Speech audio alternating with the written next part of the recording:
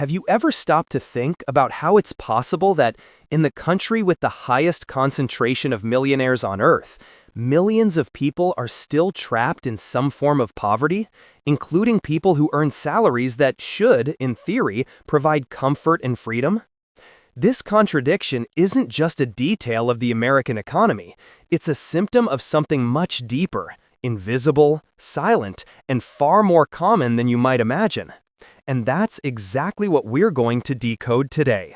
Because when you understand which type of modern poverty is affecting you, you finally see what's been stopping you from growing, and, more importantly, what you must change to get out of it. And after years studying financial behavior here in the United States, analyzing profiles, real stories, and repeating patterns in people of all ages and income levels, I can say one thing with absolute certainty. Most people aren't poor because they lack money, but because they're trapped in the wrong mindset. And throughout this video, you're going to discover which of these 5 types explains your current reality. But even more important than that, you'll learn exactly what to do to break that pattern and begin your real wealth-building journey. Now that you're ready, let's step into the context no one talks about. Before we break down these 5 types of modern poverty, we need to look at the environment most people are living in today in the United States, because even though this country is a symbol of opportunity, innovation, and abundance, the financial reality of the population tells a completely different story. In recent years, the cost of living has skyrocketed in practically every area: housing, healthcare, food, transportation, insurance, education. Salaries that were once considered high now barely keep up with inflation. And while this happens, people are bombarded by a consumer culture that not only encourages spending, but glorifies the idea that you deserve everything now, even if that means sinking into debt. And this combination creates a silent trap. Millions are living paycheck to paycheck, completely dependent on the next check just to survive. Credit cards become an extension of their income, financing becomes the rule, and any small emergency has the power to destroy months of stability. And it's not just financial, it's emotional too. Many people feel like they work non-stop, yet never move forward. They're exhausted, stressed, but have no time or energy to change anything. Others believe that's just how life is, that everyone's in the same situation, and end up accepting a limited life simply because they don't know another path exists.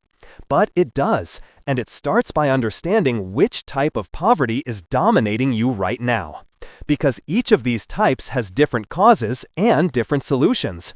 And now that you understand the environment trapping so many people, we can dive into the 5 profiles that reveal exactly where you stand. Now that you understand the environment that keeps so many people trapped in modern poverty, it's time to look at the 5 profiles that explain why so many Americans remain financially stuck, even while living in the country that creates the most millionaires in the world.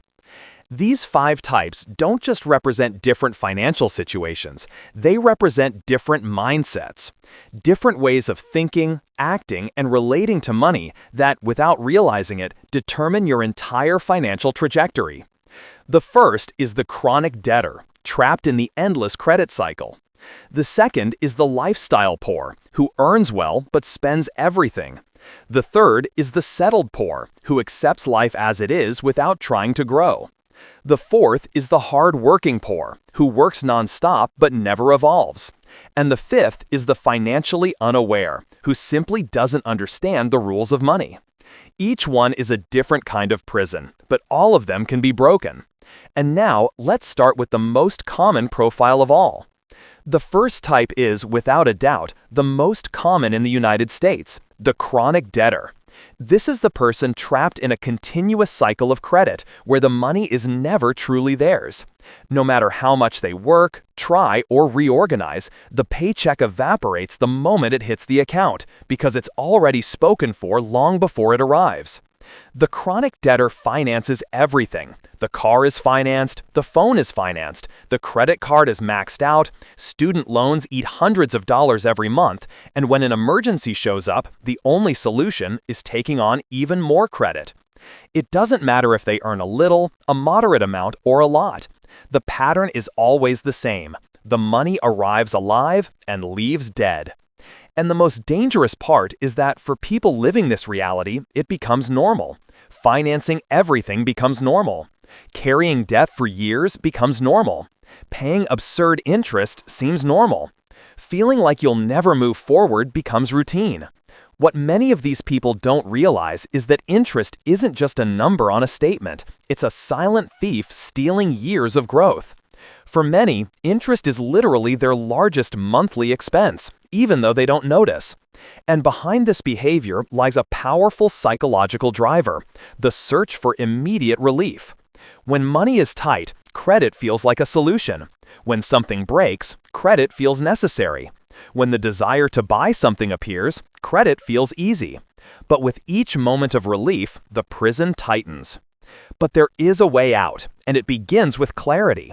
When the chronic debtor finally sees, in concrete numbers, how much they pay in interest, how much goes into monthly payments, and how much this drains their life, something shifts. Awareness appears, and with awareness comes the first step. Reorganize, renegotiate, and take back control. Because the real turning point happens when you stop working for the bank and your money finally starts working for you. Here we begin the next archetype, perhaps the most surprising and the most common among Americans, who, on the outside, look like they've made it, but on the inside carry far more financial pressure than anyone realizes. There's a group of people in the United States who earn very well, yet still live financially suffocated. This is the high-income struggler, the individual who built a high income but never built a strong financial system, and that combination creates a silent trap.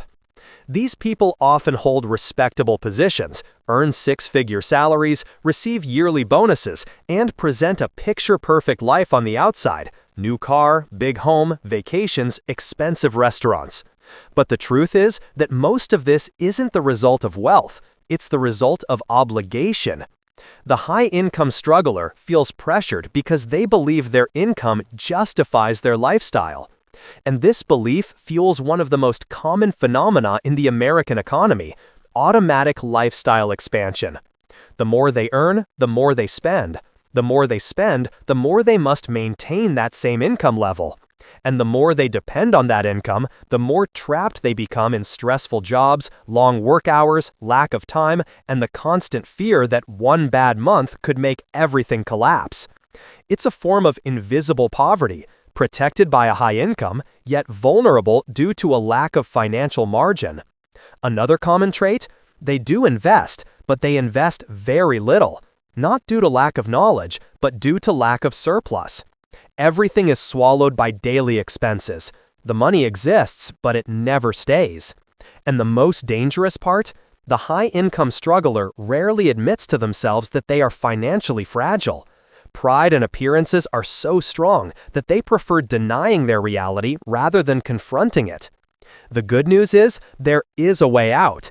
But to understand the path, we first need to analyze the next archetype, the one that isn't trapped by financial difficulty, but by mindset. Now we arise at the most dangerous type of all, not because they suffer the most, but because they don't feel like they're suffering. And it's exactly this illusion of safety that makes thousands of Americans spend their entire lives standing still. The comfortably stuck is someone who isn't broke, isn't desperate, isn't drowning in debt, but also isn't building real wealth. They're trapped in a comfortable limbo, a life that feels fine, predictable, stable, with no major drops, but also no real upward movement. This type lives with a basic level of stability: bills paid on time, a fairly new car, one vacation a year, some savings, uses credit cards responsibly. To any outside observer, they look like someone who's doing well. But deep down, there's a major issue: a total lack of real financial ambition. It's not lack of ability. It's not lack of intelligence. It's a lack of urgency. The comfortably stuck has adapted to a comfortably mediocre life, and because of that, they never make meaningful moves toward financial freedom. They delay investing, postpone important decisions, stay in jobs that don't grow, accept earning less than they're worth, avoid risks, and settle for a stability that is ultimately temporary. And here's the critical point. This type usually doesn't wake up until an external shock hits: a layoff, health decline, economic crisis, rising cost of living, or simply aging catching up. When they finally realize it, years have passed, and their comfort zone has turned into late-stage regret. The comfortably stuck isn't poor financially, they're poor in movement. They live well, but they don't progress. They have stability, but not a future. And that's why understanding the 5 types of poverty is so important, because now, with this foundation built, we can finally move into the most transformative part of the video: how to escape the type you're in and rise to the next level. If there's one absolute truth about money in the United States, it's this: the system will never build wealth for you, but it will always allow you to build it if you know the path. The financial ascension ladder is made of 5 steps. Each one represents a psychological and behavioral shift that pulls you out of one type of poverty and elevates you to the next level of autonomy. 1. Brutal awareness of your current situation. The first step is seeing exactly where you stand. No masks, no excuses, no pride. The paycheck survivor sees that the root of the problem is lack of margin. The debt-trapped realizes their life is financed by anxiety. The time-poor recognizes they're trading life for money. The high-income struggler admits that high income doesn't equal wealth. The comfortably stuck accepts they're not progressing. Without awareness, nothing changes. 2. Creating financial breathing room. This is where movement begins.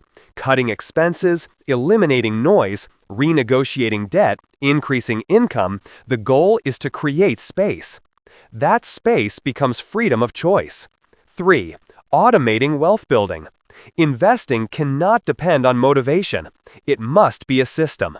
Whether 5%, 10%, or 20% of your income, automatic, invisible, untouchable. This is where behavior begins to overpower consumption. 4. Changing your environment and your references. Wealth doesn't grow in poor environments. If you surround yourself with stagnant people, you become stagnant. If you surround yourself with builders, you improve through osmosis. This step is often ignored, but it's decisive. 5. Building a strong financial identity. The final step isn't about money. It's about who you become. You stop being someone who fights for the next paycheck and start becoming someone who naturally accumulates, chooses better, and thinks long-term. The journey to financial freedom is never the same for everyone. A paycheck survivor needs one type of change. A debt-trapped person needs another. A high-income struggler requires something completely different. So let's get straight to the point. 1. Paycheck survivor. The priority is creating breathing room.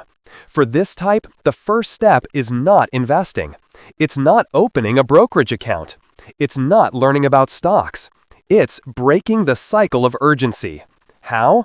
Immediate reduction of essential and non-essential expenses, quick income boosts, overtime, temporary second job, freelance work, building a micro emergency fund, $300 to $600. Only then can they begin climbing. 2. Debt trapped. The priority is breaking the chains. Here, the rule is simple: debt first, wealth later. This person must map out all high-interest debt, attack the most expensive ones aggressively, renegotiate rates, consolidate, or switch to cheaper options. Build a 12 to 24-month plan to get out of the red. Once the financial bleeding stops, they finally unlock the oxygen needed to invest. 3. Time poor. The priority is reclaiming hours. This group isn't trapped by money. They're trapped by lack of time. The ideal plan? Reduce overtime, learn delegation and optimization, prioritize high-impact activities, create passive or semi-passive income streams. When the time-poor reclaim time, they reclaim life and can finally build wealth. 4. High-income struggler. The priority is controlling lifestyle inflation. This type needs to perform a simple yet painful surgery. Reduce their lifestyle so their income starts producing actual surplus. The formula? A lifestyle audit without ego, strategic cutting of inflated expenses, automating investments to at least 20% of income, clear long-term goals to avoid falling back into the trap. High income becomes wealth only when it actually produces excess. 5. Comfortably stuck. The priority is creating urgency. This type doesn't change because they don't have to. And that's exactly why they never grow. The way out? Set aggressive, measurable goals, create voluntary discomfort, challenges, deadlines, public commitments, surround themselves with more ambitious people, turn postponed plans into immediate actions. The comfortably stuck only evolves when they force movement. 1. After going through every type, every trap, and every exit path, there's one truth no one likes to admit, but it defines your entire financial trajectory. It doesn't matter which of the 5 types you are today. What truly matters is who you decide to become from this point forward. Because at the end of the day, wealth doesn't start in the bank. It starts in behavior. It starts in identity. A person who builds real wealth doesn't depend on luck, doesn't wait for miracles, and doesn't put their financial life in the hands of the government or their employer. They understand that freedom is built daily, brick by brick, habit by habit. And that means 3 things. First, you must accept your current category without shame. You can't change what you hide. Clarity is power. Second, you must act immediately, even if the step is small, especially if it's small. Third, you must decide who you will become in the next 5 years, not who you've been in the last 5. The financial ascension ladder exists for exactly this: to transform anyone from any situation into someone capable of mastering their money and building real wealth. The difference between those who get rich and those who stay stuck isn't in the obstacles, it's in their attitude toward them. And the truth is simple: you can start now, with one cut, with one decision, with one step no one sees, but your future self will thank you for. Because financial freedom isn't a destination, it's an identity. And today, you just took the first step toward claiming yours.